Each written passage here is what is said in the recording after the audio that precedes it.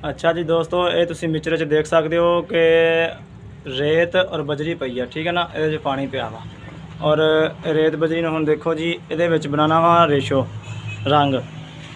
तो ये हुण यानी कि ना टाप पानी तकरीबन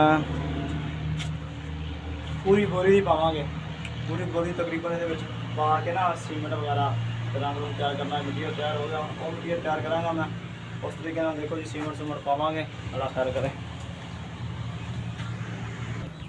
अच्छा जी, वो वेख सकते हो, तगारी सीमेंट पा ली आ, बोरी खोल के। तो हुण सीमेंट पा के अल्लाह खैर करे मिक्सचर च रंग रूंग मिक्सचर च पावांगा। मिक्सचर च पा के ते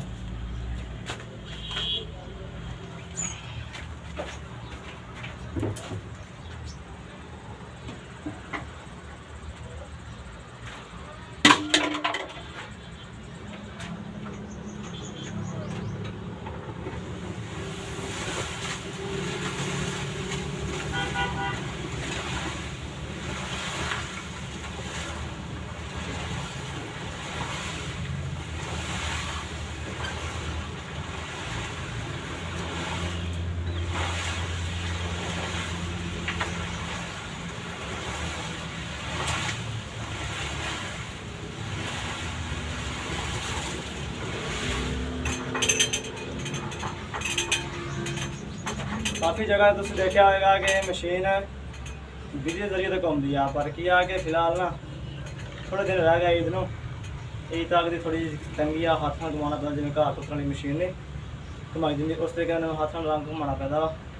तो अल्लाह खैर करे सेठ ने कहा वा कि 2-4 दिन जो आगे औखे सौखे कढ़ ला, कढ़ के अल्लाह खैर करे फिर कुछ मोटर लवावांगे। मोटर लगा के खुद ब खुद चुंडियाँ लावा करेंगे बैटरियाँ, तो खुद ब खुद चलिया करेगी।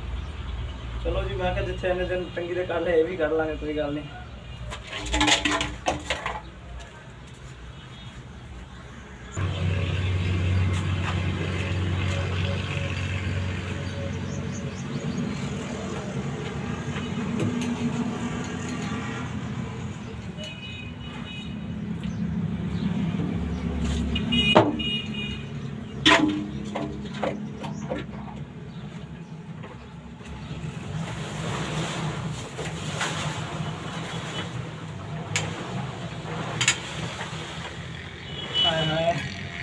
इत्थे बंदा आके थक जाता यार, बड़ा टेंशन बन जाती।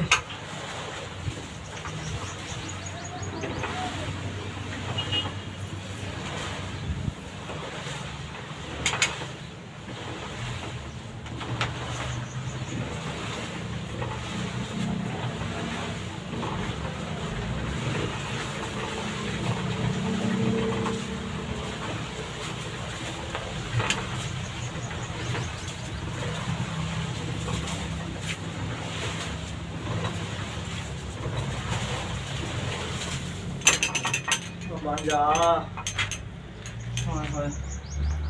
हाँ जी, बड़ी थकावट हो रही यार, गर्मी भी इन्नी आ, बड़ी परेशानी बनी यार।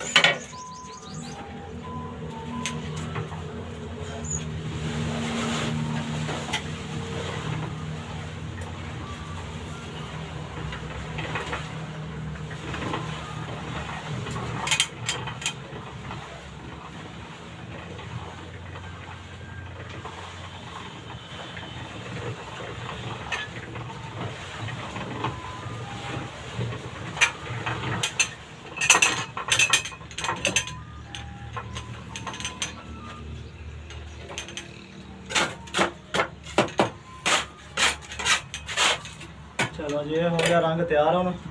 बड़ा ख्याल करो, आप मशीन रह गया ऐसा बटन मार के